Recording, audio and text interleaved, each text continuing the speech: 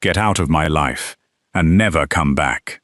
Carlo Barbieri's furious voice thundered across the top floor of Chicago's most heavily guarded skyscraper as he shoved his own wife toward the waiting elevator. Dozens of armed bodyguards stood frozen in stunned silence, while the most feared mafia boss in America called his beautiful plus-size wife nothing but a burden and ordered her gone before midnight. Bianca never begged. She never cried. She simply walked away, with what little dignity remained. But 20 minutes later, masked assassins ambushed her convoy on a deserted highway. As one dying gunman coughed blood onto the pavement, he whispered words that shattered everything she believed. The boss never betrayed you. He was sacrificing himself, so you could escape. Chicago's skyline glittered beneath the winter night, like thousands of diamonds scattered across black velvet. But inside the Barbieri Tower penthouse, warmth had become something neither Carlo nor Bianca could feel. The grandfather clock near the marble staircase struck 11:30. Every person inside the penthouse instinctively glanced toward the sound. No one spoke. Not because they lacked something to say, because every instinct told them they were witnessing something impossible. Carlo Barbieri and his wife had never once raised their voices at each other in front of anyone. In 12 years of marriage, even during the bloodiest gang wars or the darkest financial crises, they had always stood together. Tonight was different. Bianca quietly placed a porcelain teacup onto its matching saucer.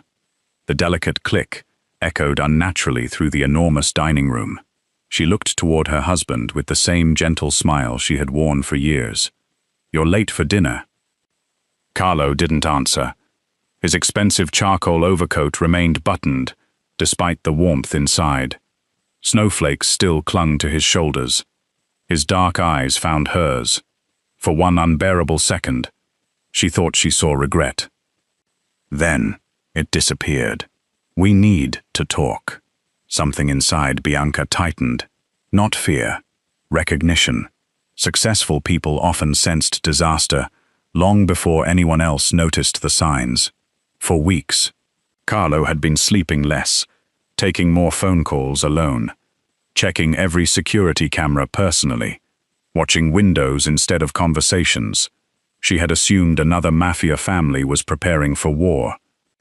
She never imagined the battlefield would become their marriage. The household staff quietly disappeared. Senior bodyguards drifted toward the hallway. Everyone understood. Whatever was about to happen, no one wanted to witness it. Except none of them left completely. They remained just outside the dining room, pretending to work while listening through partially opened doors. Carlo slowly removed his leather gloves. "I've made a decision." Bianca folded her hands together. "What kind of decision?" "Our marriage ends tonight." Silence. Not dramatic silence. Not theatrical silence.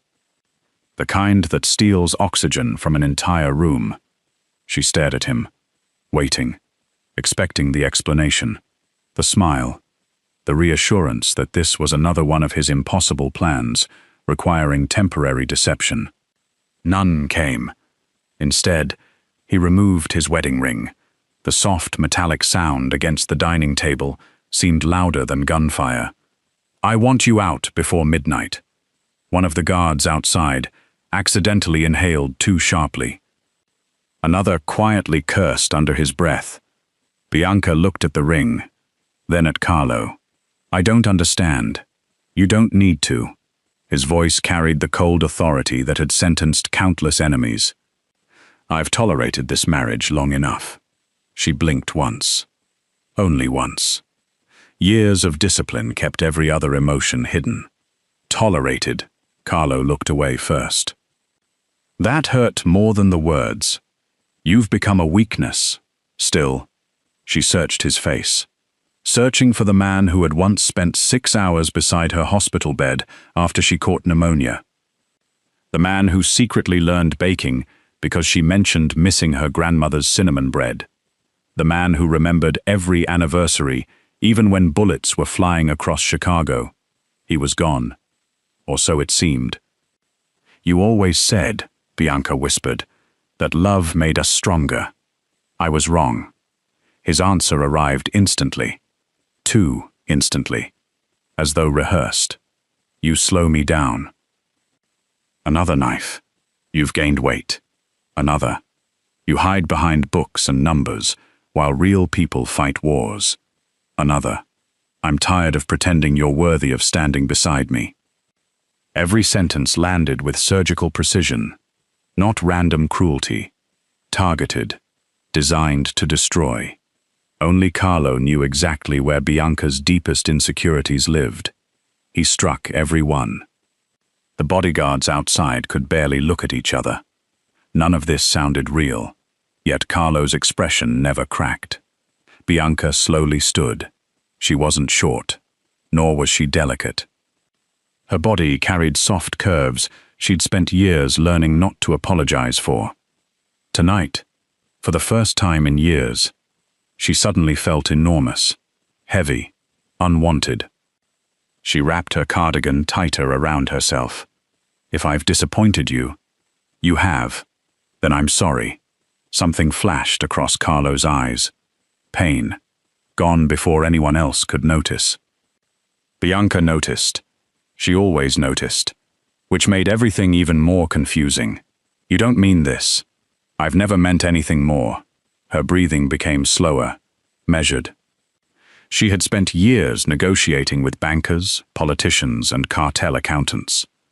Emotion never improved judgment. Facts did. Yet tonight, nothing made sense. No affair. No financial dispute. No betrayal. Just rejection. She nodded once. If this is truly what you want, it is. Then I won't embarrass either of us. She turned toward the staircase. I'll pack a suitcase. No. His voice stopped her. Take only what's already downstairs. She frowned. What? I had your luggage prepared. Now even the guards exchanged horrified looks. Prepared? How long had he planned this? Bianca stared at him. When? It doesn't matter. It matters to me. He didn't answer. Because the truthful answer, 3 days ago, would destroy everything. She gave one small nod. I see.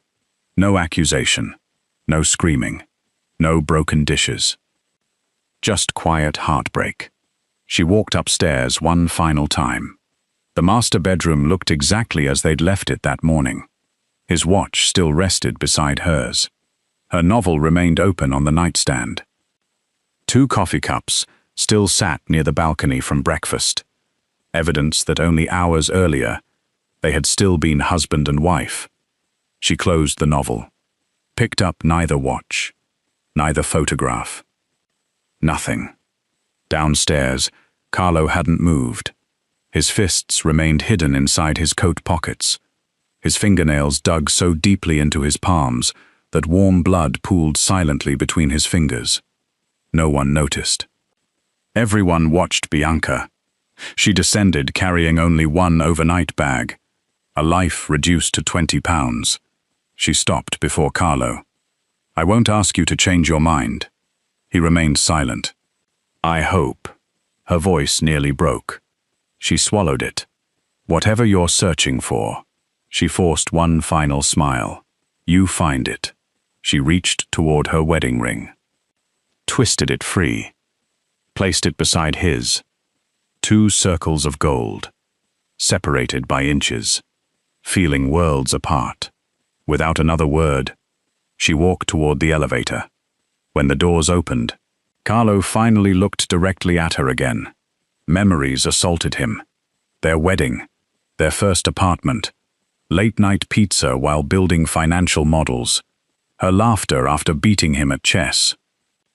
The way she unconsciously reached for his hand every time they crossed a street. He almost called her name. Almost. Instead, he forced himself to become the villain history would remember. Don't ever come back. The elevator doors closed. The soft, mechanical hum carried her away. The penthouse became impossibly quiet. 1 minute passed, then another. Finally, The oldest bodyguard stepped forward. His voice trembled. "Boss." Carlo didn't answer. "Why?" Carlo stared at the closed elevator doors. His face remained expressionless. Only after everyone looked away. A single tear rolled silently down the face of the most feared mafia boss in America. Far below the tower, 3 black SUVs carrying Bianca disappeared into Chicago's sleeping streets. None of the people inside realized they were already being watched. Snow drifted across Interstate 90 like pale ghosts chasing the convoy through the darkness. 3 armored SUVs moved in disciplined formation, one in front, Bianca's vehicle in the center, another behind. Inside the middle SUV, silence weighed heavier than the reinforced steel surrounding them. Bianca sat in the rear passenger seat, staring through the rain-speckled window as Chicago's skyline slowly disappeared behind her. The city where she had spent 12 years building both an empire and a marriage. Her overnight bag rested untouched beside her. She hadn't opened it. She already knew exactly what Carlo had packed. 2 changes of clothes. Her passport, cash, medicine, the little silver compass he'd given her on their 5th anniversary. Nothing accidental. Everything carefully chosen. That realization hurt almost as much as his words. If he had planned her departure so thoroughly, then perhaps he had truly planned to erase her from his life. The driver, Marco, kept both hands firmly on the steering wheel. Unlike most of Carlo's soldiers, Marco had served Bianca almost as long as he had served the boss. He glanced into the mirror several times before finally speaking. "Mrs. Barbieri," she offered a faint smile. "You don't have to call me that anymore." His jaw tightened. "I don't think I'll ever call you anything else." A painful silence followed. Finally, Bianca asked quietly, "Did he tell you where we're going?" Marco hesitated. "Yes. And? I was instructed not to say until we crossed the state line." She nodded. "Of course. Another secret." Another carefully arranged step she hadn't known existed. Outside, snow became heavier. Visibility dropped. The lead SUV slowed slightly. Marco instinctively increased the distance between the vehicles. Years of defensive driving had trained him to recognize danger hidden inside ordinary weather. His right thumb brushed the discreet emergency switch beneath the dashboard, a habit Carlo himself had insisted upon. Bianca noticed. "You think we're being followed?" "I always assume we are." She almost smiled. That sounded exactly like Carlo. For the first time since leaving the penthouse, she allowed herself to think about something other than the divorce. Her mind returned to dozens of strange moments over the past month. Carlo insisting she renew her passport immediately, ordering her to complete another tactical driving course, replacing every communication device in the penthouse, personally reviewing evacuation drills he normally delegated.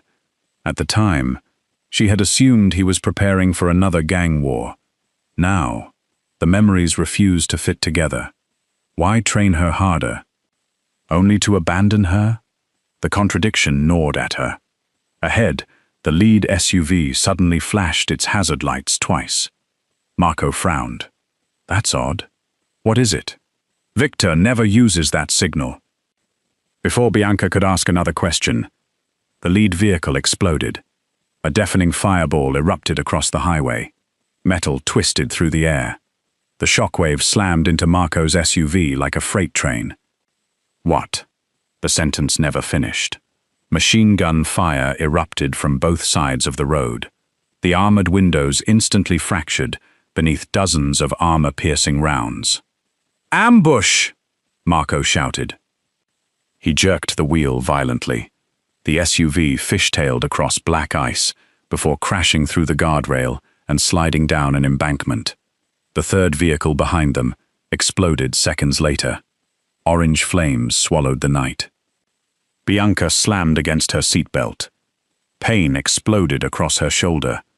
The world spun. Glass shattered. The engine screamed. Then, silence. Only the ticking of hot metal remained.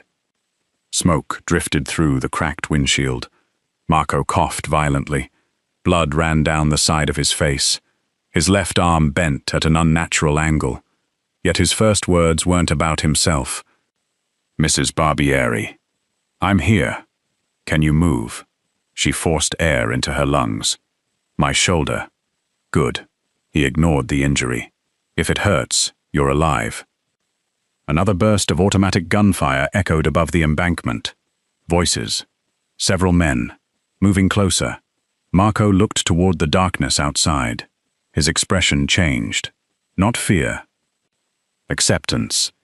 "They found us." Bianca unbuckled herself. "We leave together." "No." She stared at him. "No?" Marco reached beneath his seat and pulled out a compact tactical backpack. Carlo's emergency pack. Inside were spare magazines, medical supplies, cash, a satellite phone, and a suppressed pistol. He handed it to her. "The boss said, if this day ever came." His breathing became ragged. "I'd know exactly what to do." Something inside Bianca froze. "What day?" Marco laughed bitterly. The day he prayed would never happen. Footsteps crunched through the snow above them. Closer now. Marco quickly unlocked the backpack. Beneath the ammunition lay a sealed envelope. Her name appeared across the front, in Carlo's handwriting. Bianca's fingers trembled. He knew? Marco looked away. He planned for every possibility. "What are you talking about?" Another explosion interrupted them. The assassins were descending the hill. Marco grabbed her wrist. His voice dropped. "They're not here because the boss divorced you." Her heartbeat stopped. "They're here because they think kidnapping you will destroy him." Bianca stared. "What?" "He sent you away." Marco swallowed blood. Because staying beside him became a death sentence. The world tilted. "No, he couldn't tell you." "Why?" "Because you'd never leave." She opened the envelope. Only one handwritten sentence filled the page. "Forgive me for making you hate me. It is the only way I know to keep you alive." Her vision blurred. Outside, a flashlight swept across the wreckage. "They're here." Marco chambered around. "No." Bianca grabbed his arm. "We fight together." He smiled sadly. "Mrs. Barbieri, no. I've driven you to charity dinners." His finger rested on the trigger. "To hospitals. To your wedding anniversary. And now." His eyes softened. "I get to drive you one last time." Before she understood, Marco kicked open his door. He stepped into the snow, firing. The suppressor remained inside the vehicle. His rifle roared through the darkness. 3 attackers dropped immediately. The hillside erupted into chaos. "Target in the vehicle! Kill the driver! Don't lose the woman!" Marco deliberately ran uphill, away from the SUV, drawing every gun toward himself. Bianca screamed his name. He never looked back. Bullets ripped through his body. Still he kept firing. Another attacker fell. Then another. Finally, his rifle clicked empty. Dozens of rounds struck him almost simultaneously. Marco collapsed into the snow, motionless. The gunmen surrounded his body. One kicked away the rifle. "Search the SUV." Bianca closed her eyes. For exactly 3 seconds. Not to surrender. To remember. Years earlier, Carlo had insisted she complete advanced survival training, despite her endless complaints. "I manage spreadsheets," she had laughed. "You manage my life," Carlo had answered. "If anyone ever comes for my empire," he had placed a pistol into her hands. "They'll come for you first." At the time, she thought he was being paranoid. Now, she understood. Every lesson. Every drill. Every exhausting weekend at hidden training compounds. He had never been teaching her to fight. He had been teaching her to survive long enough to think. She wiped away the tears. Fear became calculation. There were at least 8 attackers. Perhaps more. Too many for direct combat. Good. She had never relied on brute force. Slowly, she reached into the tactical backpack. Her fingers found smoke grenades, wire, emergency flares, a compact mirror, and Carlo's favorite phrase echoed inside her mind. When you're weaker, never attack the enemy. Attack his certainty. Bianca quietly smiled for the first time that night. All right, Carlo. She checked the pistol. Let's see whether I learned enough. The first assassin stepped onto the icy slope with complete confidence. His rifle remained pointed toward the wrecked SUV. She's trapped. Another man laughed. A fat woman with 1 pistol. This'll be easy. Bianca heard every word. She didn't feel insulted. She felt relieved. People who underestimated her almost always made the same mistake. They stopped thinking. She quietly opened the emergency kit. No wasted movement. No panic. Her breathing slowed until every sound became unnaturally clear. Wind, snow, boots crunching, radio chatter, the faint hiss of leaking fuel. Her eyes swept across the terrain once. Then she saw it. The overturned SUV rested against a cluster of frozen pine trees. Gasoline dripped steadily from the ruptured fuel tank, creating a thin, shimmering trail across the snow. 20 feet away, a damaged utility box leaned beside the highway guardrail. Broken electrical cables sparked intermittently. An ordinary person saw wreckage. Bianca saw a battlefield.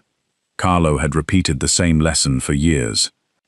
The environment always chooses the winner before the trigger does. She smiled faintly. I remember. Slowly she removed a road flare from the backpack. Not to throw, to distract. The first flashlight beam swept across the driver's seat. Vehicle clear, another voice shouted. Search downhill. Bianca activated the flare and rolled it toward the opposite side of the embankment. Brilliant red light burst through the darkness. There! 3 gunmen immediately sprinted toward it. Exactly as expected. They weren't hunting. They were reacting. The remaining attackers spread apart, creating gaps. Perfect. Bianca slipped silently behind the wrecked SUV. Every step landed where the snow remained undisturbed by ice. No sound, no silhouette. Years ago, she had hated tactical training. She remembered collapsing after obstacle courses while Carlo stood nearby, refusing to let instructors lower the standard. I'll never need this. You don't know that. I'll always be with you. He had smiled sadly. I hope so. Now, his foresight was keeping her alive. A heavy-set gunman approached the driver's side. He glanced inside. Nothing. He stepped closer. Still nothing. He lowered his rifle. That single mistake cost him everything. Bianca looped a length of climbing cord around his throat from behind. She didn't try to overpower him. She simply twisted. His own momentum carried him backward. He clawed desperately at the wire, unable to breathe. Within seconds, he collapsed silently into the snow. She caught his rifle before it struck the ground. No unnecessary noise. 1 down. 7 remained. A radio crackled nearby. Status? The dead man's radio answered only static. Immediately confusion spread. Report. Why isn't Lewis answering? Bianca removed the earpiece, pressed the transmit button once, then released it. Nothing more. Silence frightened professionals far more than screaming. The team leader cursed. Split up. Exactly what she wanted. Divide certainty. Create isolation. Destroy coordination. Within minutes, every attacker believed someone else had located her. Nobody actually had.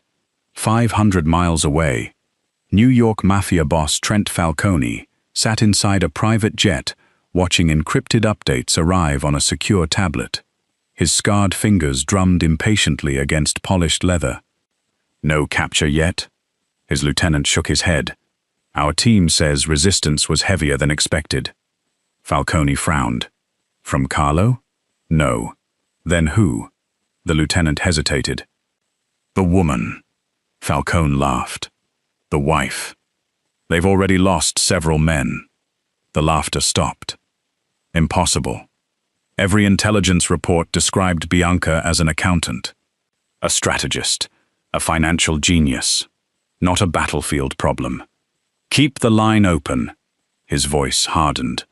I want her alive. He closed the tablet. For the first time all evening, something felt wrong. Back on the highway, Bianca crouched beneath the broken guardrail. Snow settled quietly across her dark coat. She studied the attackers instead of firing. Patterns. Everyone had patterns. One man constantly checked behind himself. Another always moved first. A third relied too heavily on night vision. Weaknesses revealed themselves through repetition. Finance had taught her that. So had chess. So had Carlo. The youngest gunman finally spotted movement. There! He fired instinctively. Bullets shattered frozen branches. The ricochets echoed across the hillside. Immediately 3 other assassins opened fire at each other. Muzzle flashes blinded them. Someone screamed, "Friendly fire!" exactly as Bianca intended. She used the chaos to relocate again.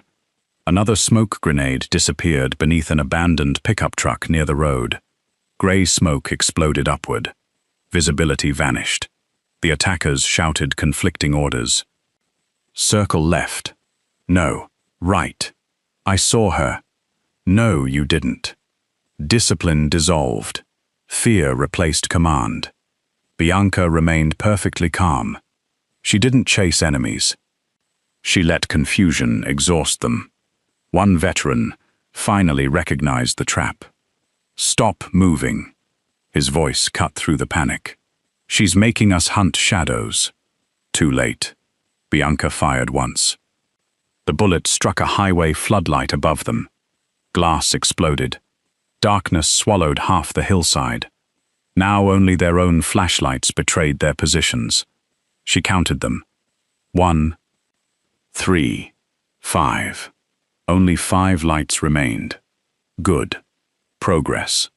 The veteran switched frequencies on his radio. Command, we need reinforcement. Static answered.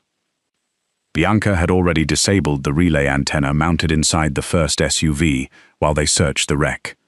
No signal. No rescue. The veteran's confidence disappeared. He turned toward the remaining men. Find her now. Instead, a suppressed shot echoed softly. His flashlight dropped into the snow. 4 remained. Nearly 40 minutes had passed since Carlo forced Bianca to leave. Inside the Barbieri penthouse, the atmosphere had become unbearable. No music, no conversation, only phones ringing, maps unfolding, weapons loading, weapons loading. Every captain inside the organization had been summoned. Carlo stood before the panoramic windows overlooking Chicago. His untouched whiskey rested beside him. A young lieutenant hurried inside. Boss. No response. We lost contact with Marco's convoy. Silence. Another lieutenant entered moments later. Our surveillance teams disappeared near Interstate 90. Still silence. Only Carlo's jaw tightened. The room understood. Something had happened. He slowly closed his eyes. Not because he feared Bianca was dead. Because he knew exactly what this meant. Falcone had moved earlier than expected, which meant the trap inside Chicago would begin soon. One elderly capo finally asked the question everyone feared. Boss, should we bring Mrs. Barbieri back? Carlo answered without turning around. No, but if she comes back. His voice grew impossibly quiet. Everything I destroyed tonight becomes meaningless. Snow continued falling. Bianca finally reached the last surviving attacker. He lay against a fallen tree, bleeding from a shattered leg. His rifle rested several feet away. He looked up as she approached. Disbelief filled his eyes. You. He stared at the calm woman standing over him. You're supposed to be. He searched for the word. Helpless. Bianca lowered the pistol slightly. So were your assumptions. She searched his jacket. Phone. Satellite communicator. Encrypted access card. Excellent. The wounded assassin suddenly laughed. You still lose. Do I? Our boss already has yours. Cold spread through Bianca's chest. What did you say? He coughed blood. By now. He smiled through broken teeth. Falcone's men are already inside Barbieri Tower. The world stopped. No. Carlo. He hadn't sent her away because he stopped loving her. He had stayed behind, alone, waiting for an army. Bianca unlocked the assassin's phone using his fingerprint. Within seconds, encrypted operational files appeared. Target: Bianca Barbieri. Secondary objective: occupy Carlo Barbieri until extraction succeeds. Final directive: if capture fails, eliminate Carlo. Below the orders sat a voice recording. She pressed play. Trent Falcone's cold voice filled the snowy night. Carlo will never abandon his wife. Force him to choose. If he protects Bianca, we take Chicago. If he protects Chicago, we take Bianca. Either way, the king loses. Bianca slowly lowered the phone. Tears filled her eyes. Not from fear, from understanding. Every cruel word, every insult, every ounce of heartbreak Carlo inflicted had been chosen so she would survive. She looked back toward the distant glow of Chicago's skyline. For almost a full minute, she said nothing. Then she wiped away the last tear. No. The wounded assassin frowned. No, you made one mistake. She looked directly at him. You thought my husband was protecting someone who needed saving. She removed the magazine from her pistol, checked it, reinserted it with one smooth motion. You've been hunting the wrong Barbieri. She stood, started walking toward the abandoned SUV. The assassin called after her. Where are you going? She didn't even slow down. I'm going home. She climbed into the damaged vehicle, started the engine. Against every mechanical probability, it roared to life. As the headlights pierced the falling snow, Bianca gripped the steering wheel with complete certainty. For 12 years, the underworld had believed Carlo Barbieri built Chicago's strongest empire. Tonight, they were about to discover who had truly designed it. The damaged SUV sped toward downtown Chicago, its cracked windshield collecting fresh snow, as Bianca drove with one hand and studied Falcone's encrypted phone with the other.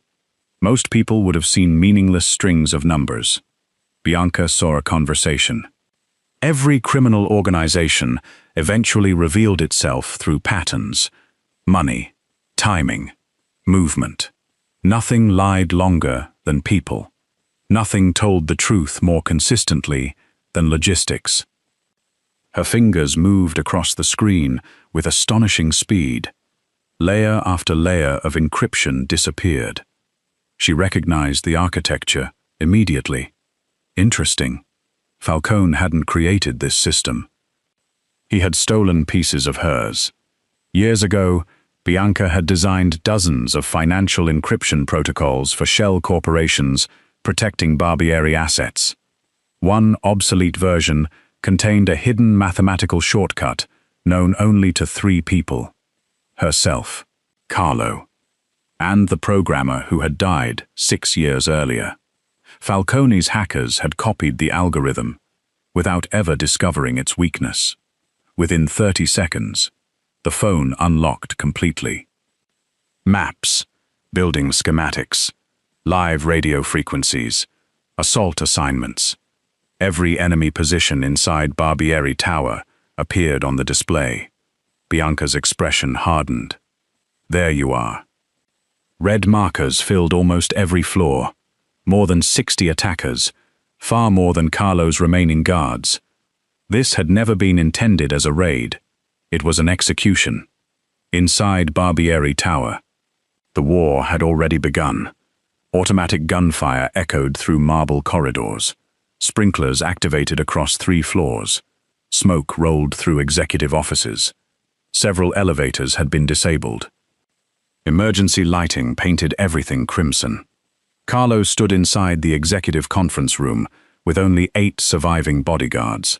A blood-stained tactical map covered the enormous walnut table.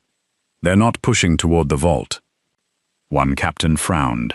"They're surrounding this floor." Carlo nodded. "They're not after money." Another explosion shook the building. Glass rained across the conference room. One lieutenant staggered to the window.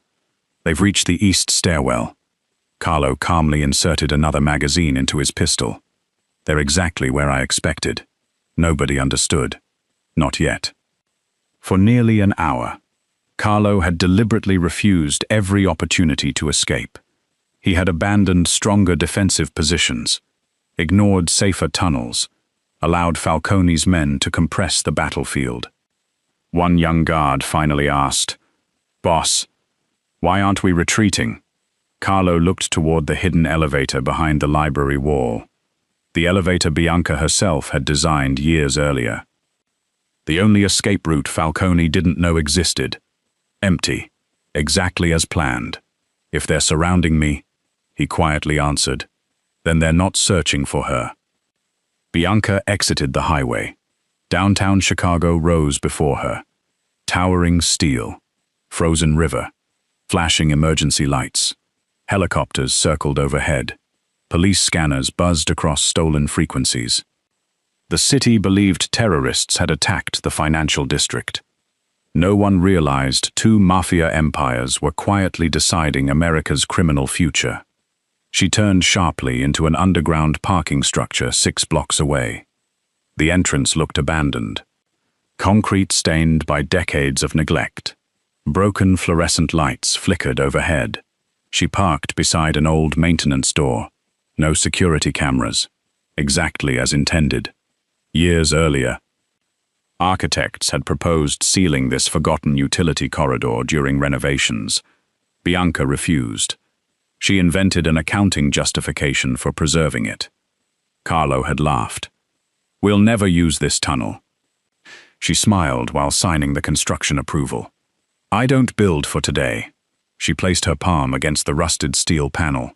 Hidden beneath loose concrete, her fingertips found a recessed biometric scanner disguised as damaged wiring. Green light. Access granted. The heavy door unlocked. She disappeared beneath the city. The maintenance tunnel stretched beneath several downtown blocks.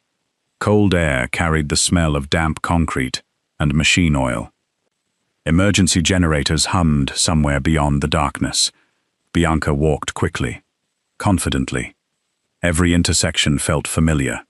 She had personally approved every blueprint, every ventilation shaft, every maintenance hatch. Nobody, not even most Barbieri captains, knew the complete underground network. Because she had divided the knowledge. Each contractor built only one section. Only Bianca had ever seen the complete design. She reached a reinforced steel ladder, climbed 4 stories, opened another concealed hatch. She emerged inside an unused electrical maintenance room beneath Barbieri Tower, exactly where she intended. No alarms sounded, because she had designed those too. Above her, Falcone's assault teams continued sweeping the building. Their commander checked his tactical tablet. "No movement below level 12. Excellent. Continue upward." He never realized the system feeding his location data had quietly changed. Bianca connected a portable device from Carlo's emergency backpack into the maintenance terminal. The old operating system greeted her instantly. She almost laughed. Carlo had never allowed anyone to replace her original software, even after 12 years. Still stubborn, her fingers danced across the keyboard. Password. She typed 6 simple words. "Always trust Bianca before yourself." Access granted. Every monitor illuminated. Every security feed returned. Every electronic lock answered her command. The building became hers again. She disabled the external surveillance system, locked 6 emergency exits, opened 3 maintenance corridors, redirected every elevator. Then, she shut off the lights. The entire skyscraper plunged into darkness. Instantly, confusion exploded across every radio frequency. What happened? I've lost visual. Generator failure. Negative. My team can't see. Bianca quietly removed her headset. Chaos no longer required her assistance. Carlo immediately recognized the blackout. His eyes lifted toward the ceiling. No ordinary power failure behaved like this. Not floor by floor. Not circuit by circuit. Someone was controlling the building. One captain whispered, "Boss, did we do that?" Carlo slowly closed his eyes. A memory surfaced. Their first year of marriage. Bianca insisting that every emergency system require 3 independent authorization paths. What if someone compromises the main server? Carlo had laughed. Who could possibly outsmart you? She smiled. I don't plan for intelligent enemies. What do you plan for? The impossible. His breathing caught. Impossible. Only one person could still control this building after total communications failure. No. For the first time that night, fear appeared in Carlo's face. Not for himself. For her. Bianca. Falcone stood inside the executive lobby on the 38th floor. Darkness irritated him. Nothing more. He still believed victory inevitable. Restore the lights. His technician shook his head. We can't. Why? Someone changed route authorization. Falcone frowned. Who? I don't know. Then another report arrived. Team 7 isn't responding. Seconds later, neither is Team 9. Another voice. Boss. Someone's moving through the building. Falcone smiled coldly. Carlo. The technician looked uncertain. No. The movement pattern doesn't match him. Falcone turned slowly. What do you mean? The technician enlarged the building map. Blue dots represented Falcone's soldiers. One by one, they disappeared. Not in groups, individually. Always after entering areas where security cameras had already gone offline. No gunfire. No alarms. Just silence. Falcone's smile disappeared. Meanwhile, Bianca moved through the maintenance corridors almost invisibly. She never rushed. She never chased. Every step had already been planned years before anyone imagined this battle. One soldier rounded a corner, finding only darkness. He raised his flashlight. The beam reflected from a polished ventilation duct. His own shadow startled him. He turned instinctively. The floor beneath him gave way, not because Bianca attacked, because she quietly released the maintenance latch securing the access grate. He crashed 1 level below. Unconscious, another team entered a server room. The reinforced security doors suddenly locked behind them. Bianca disabled the release mechanism remotely. 4 elite gunmen trapped themselves. A third patrol reached an emergency stairwell. Smoke poured downward. They retreated immediately, straight into another squad. Friendly gunfire erupted. The building itself had become her weapon. Carlo had once ruled Chicago through force. Bianca ruled architecture, information, probability. Every decision Falcone's soldiers made carried them exactly where she wanted. By midnight, more than half the invading force had already been neutralized. Most had never even seen her face. Deep inside the executive floor, Carlo finally ran out of ammunition. His final bodyguard collapsed beside the conference room entrance. The door burst inward.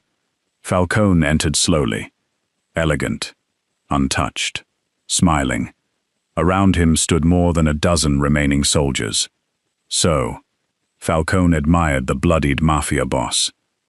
"You really expected to stop me with 8 men?" Carlo dropped the empty pistol. "You came personally. I wanted to watch you lose." Falcone stepped closer. "Where is she?" Carlo smiled. The same calm smile Bianca loved. "Safe." Falcone punched him hard across the face. Blood struck polished marble. Again. Again. Again. Still. Carlo only laughed, because in his heart, Bianca was already somewhere beyond Falcone's reach, exactly where she belonged. He never imagined the queen had already returned to her kingdom. Blood dripped steadily from Carlo Barbieri's split lip onto the polished marble floor. His expensive black suit had become little more than torn fabric soaked in crimson. One eye was swollen, nearly shut. His wrists were secured behind a reinforced steel support column with heavy industrial restraints. Every breath sent sharp pain through his ribs. Yet when Trent Falcone stood before him, Carlo still smiled. Not out of arrogance, out of peace, because he believed Bianca was alive. Somewhere far away. Safe. That belief made every broken bone worthwhile. Falcone studied him with growing irritation. "I've broken stronger men than you." Carlo said nothing. Falcone circled him slowly. "You know what fascinates me?" Still silence. "I spent years studying your empire." He picked up Carlo's discarded wedding ring from the conference table. "You had more money." He turned the ring between his fingers. "More soldiers." He tossed it onto the floor. "More political influence."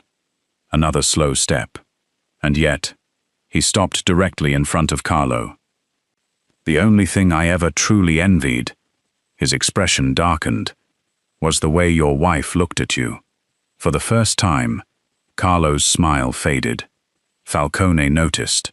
There he is. There. The mafia boss of New York chuckled softly. "I finally found the wound." He leaned close. "You should have brought her to me." Carlo answered quietly. "You couldn't afford her." Falcone laughed. "No, I couldn't buy her." His eyes narrowed. "So I decided to steal her." Without warning, his fist slammed into Carlo's jaw. The crack echoed through the ruined boardroom. Carlo's head snapped sideways. Blood splattered across shattered glass. Still, he refused to cry out. One lieutenant approached Falcone nervously. "Boss." "What?" "We've lost contact with every team below level 30. Falcone didn't even look at him. "They're delayed." "It's more than that." Another radio crackled. "Team 4 gone." Seconds later, Team 6 isn't responding. Then, security cameras have been completely compromised. Falcone's patience began to crack. "Restore the system." "We can't." "Find whoever is doing this." The technician swallowed. "We can't find anyone." Carlo quietly laughed. Falcone turned sharply. "What?" Carlo looked directly into his eyes. "You still don't understand." His voice remained calm, despite the blood filling his mouth. "Do you?" Falcone stepped closer. "What don't I understand?" "You've been fighting the wrong person all night." 3 floors below, Bianca walked silently through the executive maintenance corridor. Emergency lighting cast long red shadows across concrete walls. She wasn't rushing. The building was no longer a battlefield. It was a chessboard. Every surviving enemy had already been moved exactly where she wanted them. She reached a concealed security room. Inside, 6 massive electrical panels controlled every automated lock inside Barbieri Tower. She entered a final authorization code. Immediately, every blast door on the executive level sealed shut. Heavy steel barriers descended from the ceiling. Escape routes disappeared. Falcone's remaining soldiers suddenly found themselves trapped inside isolated sections of the building. Confused shouting erupted through the radios. We're locked in. Door won't open. Who closed Sector C? Bianca calmly disconnected the communication server. Silence. Complete. Perfect silence. She holstered her pistol. For the first time since the ambush, she spoke aloud. Checkmate begins. Back inside the boardroom, Falcone finally lost patience. He drew a polished silver pistol, placed it gently against Carlo's forehead. I'll ask once more. Where is Bianca? Carlo looked at the weapon, then back into Falcone's eyes. Beyond your reach. Falcone sighed. Pity. He thumbed back the hammer. You really were one of the great kings. Carlo closed his eyes. Not in surrender, in gratitude. His final thought wasn't of power, or revenge, or the empire. It was Bianca smiling across the breakfast table while teasing him for burning pancakes on Sunday mornings. If that memory became his last, he could accept death. Falcone tightened his finger on the trigger. Goodbye. A single gunshot exploded through the darkness. Falcone blinked, confused. He was still alive. Then agony erupted through his right leg. The bullet had shattered his knee. He screamed. Collapsed sideways. His pistol skidded across the marble floor. Every surviving soldier spun toward the sound. A calm, feminine voice echoed from the shadows. You're aiming at the wrong king. Everyone froze. Slowly, Bianca stepped into the emergency light. Snow still clung to her dark coat. A faint streak of dried blood crossed one cheek. Her pistol remained perfectly steady. Her breathing never changed. She looked neither frightened nor angry, only certain. Carlo's remaining eye widened. Impossible. No, he whispered. Bianca. She looked at him. For one brief heartbeat, the battlefield disappeared. Neither spoke. Neither needed to. Everything Carlo had tried to say with cruelty, she had finally understood. Falcone stared at her in disbelief. You? His voice trembled with genuine confusion. You were supposed to run. I was. You were supposed to hide. I considered it. You came back. I came home. Silence filled the room. Then Falcone began laughing. Long, hard, almost hysterically. So. He wiped blood from his mouth. The Queen finally decided to play. Bianca tilted her head slightly. No. Her voice remained perfectly calm. You've misunderstood from the beginning. She took one slow step forward. You believed you were fighting my husband. Another step. You studied his soldiers. Another. You bribed his politicians. Another. You hacked his companies. She stopped, raised the pistol. You never realized. Falcone's laughter faded. The empire you wanted to steal, Bianca's eyes never left his, was designed by me. The room became deathly still. Even Carlo stared, not because he doubted her, because he finally understood something he'd missed for years. He had always known Bianca was brilliant. Tonight, the entire underworld was learning exactly how brilliant. Falcone forced himself upright, despite his shattered knee. You expect me to believe, he laughed weakly, that you built Chicago. I built the part nobody could see. She gestured toward the tower surrounding them. The shell corporations, the offshore networks, the emergency infrastructure, the encrypted communication system, the hidden tunnels, the financial architecture. Her expression never changed. You've spent years trying to destroy my husband's empire. She smiled faintly. You never realized. You were standing inside mine. Falcone suddenly lunged toward the fallen pistol, exactly as Bianca expected. She didn't shoot him again. Instead, she fired once into the marble floor beside him.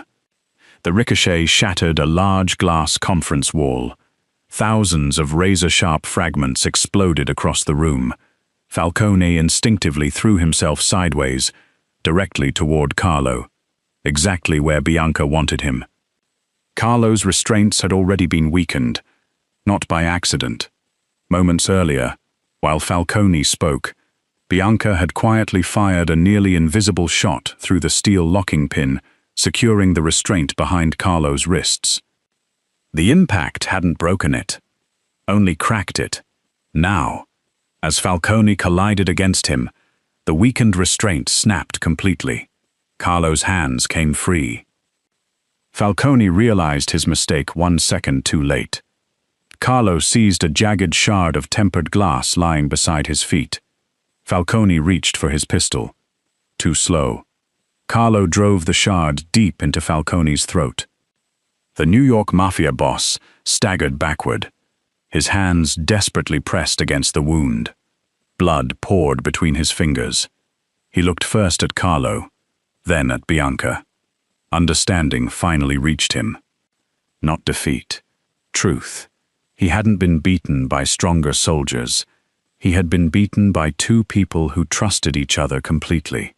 Falcone tried to speak. No words came. Seconds later, he collapsed onto the marble floor. Motionless. Silence. Complete silence. Then, throughout the tower, one by one, locked security doors unlocked. Emergency lights returned. Communications reactivated. The war was over. Carlo remained standing only because Bianca reached him before he could fall.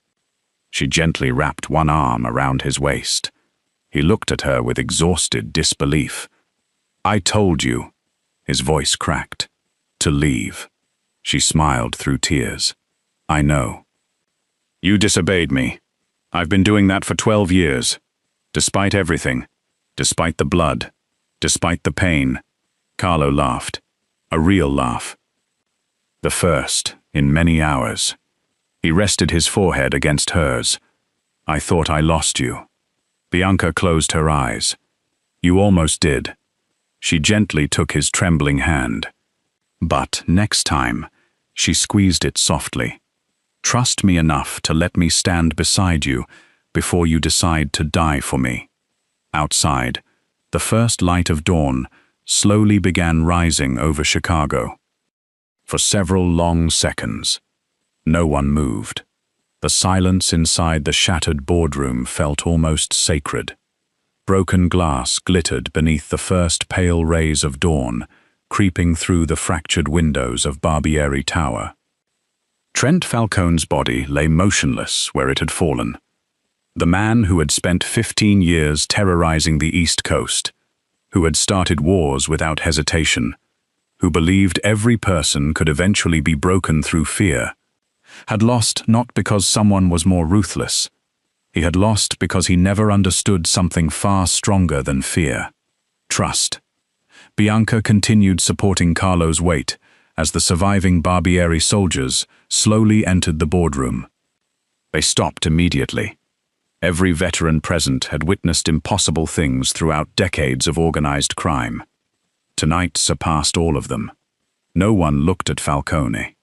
Every pair of eyes rested on Bianca. Not with surprise, with realization. Captain Lorenzo, the oldest surviving commander in the Barbieri organization, removed his blood-stained cap. Without speaking, he lowered his head toward Bianca. One by one, every surviving soldier followed. No order had been given. Respect needed none. Bianca looked uncomfortable. "Please," her voice remained gentle despite everything. "Stand." No one moved. Carlo noticed. For years these men had obeyed him because they feared disappointing him. Today, they bowed because they admired someone else. He had never been prouder. 2 hours later, emergency crews officially reported the attack as an explosion caused by organized criminal violence. The public would never know the truth. Governments preferred myths. The underworld preferred silence. Inside the private medical wing beneath Barbieri Tower, doctors stitched Carlo's wounds while Bianca sat beside his bed, refusing to leave. She still wore the same dark coat, stained with dried blood and melted snow. Someone had offered her clean clothes. She declined. The chair beside Carlo's bed had become the safest place in the world. When the physician finally finished wrapping Carlo's ribs, he quietly excused himself. The room became peaceful again. Neither husband nor wife spoke immediately. After everything they had survived, words suddenly felt too small. Carlo reached toward the bedside table. His wedding ring rested there inside a small plastic evidence tray, the same ring he had removed only hours earlier. He stared at it for a long time. I almost destroyed the best thing in my life. Bianca smiled faintly. You almost protected it. He shook his head. No, I should have trusted you. His voice carried none of the authority that ruled Chicago, only honesty. I convinced myself that loving you meant carrying every burden alone. Bianca gently intertwined her fingers with his. And I convinced myself, she looked down at their joined hands, that loving you meant letting you carry them. A soft laugh escaped Carlo. We're both terrible at this. We're learning. He looked into her eyes. I called you a burden. I know. I never believed it. I know. I packed your suitcase 3 days before tonight. I know. Carlo frowned. You knew. She smiled through tired eyes. I recognized the way my clothes were folded. He blinked. You noticed that? You've never folded sweaters correctly, despite cracked ribs, despite bruises covering half his body. Carlo laughed so hard the doctor had to reopen the door to make sure nothing was wrong. Bianca laughed with him, not because anything about the night had been funny, because sometimes surviving together left only one possible response. Relief. Over the following weeks, Chicago changed. Falcone's criminal empire collapsed almost overnight. Without its leader, rival factions turned against one another. Federal agencies quietly celebrated. Competing mafia families quickly requested peace negotiations. No one wanted another war, especially not against the Barbieris. Rumors spread faster than facts. Some claimed Carlo defeated 50 men alone. Others insisted mysterious government agents intervened. A few whispered about a ghost moving through Barbieri Tower before the lights failed. Only those truly connected to organized crime knew the truth. The Queen had finally revealed herself. 3 weeks later, representatives from nearly every mafia family in America gathered inside the restored Grand Ballroom of Barbieri Tower. The event had officially been announced as a celebration of peace. Unofficially, everyone wanted to see the woman who had outplayed Trent Falcone. Capos from Las Vegas, bosses from Miami, old families from Boston, delegations from Detroit, politicians, business executives, union leaders, even rivals who had once dreamed of replacing Carlo accepted the invitation. Conversations filled the enormous hall. Speculation drifted between crystal chandeliers and polished marble columns. Will Carlo demand tribute? They say Falcone begged. I heard she hacked an entire military network. No, another man quietly corrected. They say she never fired more than a handful of bullets. And the ballroom doors opened. Silence spread naturally. Carlo entered first. His injuries had mostly healed, though a faint scar remained beneath one eye. Beside him walked Bianca. She wore a simple ivory gown. No extravagant jewelry. No unnecessary display of wealth. She looked exactly as she always had. Gentle, graceful, soft. Only now. Everyone understood that appearances had deceived them. Carlo escorted Bianca to the center of the ballroom. Hundreds of powerful men watched, waiting. He turned toward the assembled leaders. For years, his voice carried easily across the silent room. Many of you believed I built the strongest empire in Chicago. No one interrupted. Carlo reached slowly toward his right hand. Upon his finger rested the Barbieri signet ring. the oldest symbol of absolute authority within his organization. For generations, it had passed only from one mafia boss to the next, never to a wife. Never to anyone outside direct succession. Carlo removed it. Several capos exchanged surprised glances. He turned toward Bianca. She looked confused. "Carlo?" He gently took her hand. "I spent years believing leadership meant standing in front of everyone else." His voice softened. "I was wrong." He placed the heavy signet ring into her palm. "I built an empire." He paused. His eyes never left hers. "My wife made it impossible to destroy." The ballroom became perfectly still. No applause. No whispers. Only silence. Then, Lorenzo stood. He placed his fist over his heart and bowed deeply toward Bianca. Another capo stood, then another, then another. Within seconds, every single leader inside the ballroom rose to their feet. Old enemies, former rivals, men who had spent entire careers refusing to bow before anyone. One after another, they lowered their heads, not because Carlo ordered them. He hadn't. Not because tradition demanded it. It didn't. They bowed because respect cannot be commanded, only earned. Bianca's eyes filled with tears.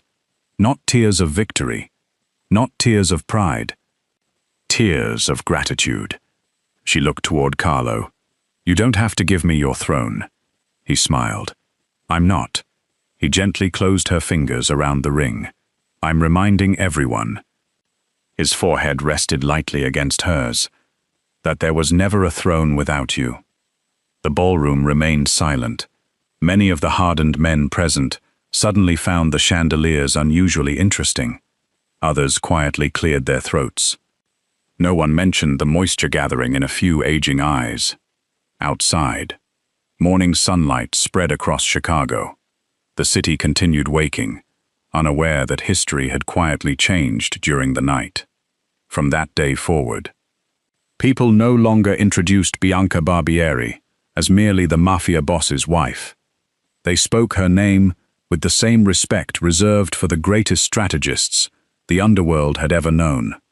She became known as the Queen of the Chicago Mafia, the brilliant woman who defeated the most dangerous crime lord in New York, the invisible architect who transformed intelligence into the strongest weapon an empire could possess, the wife who returned when every rational person would have fled, and the queen who proved that the strongest person in any kingdom is not always the one wearing the crown.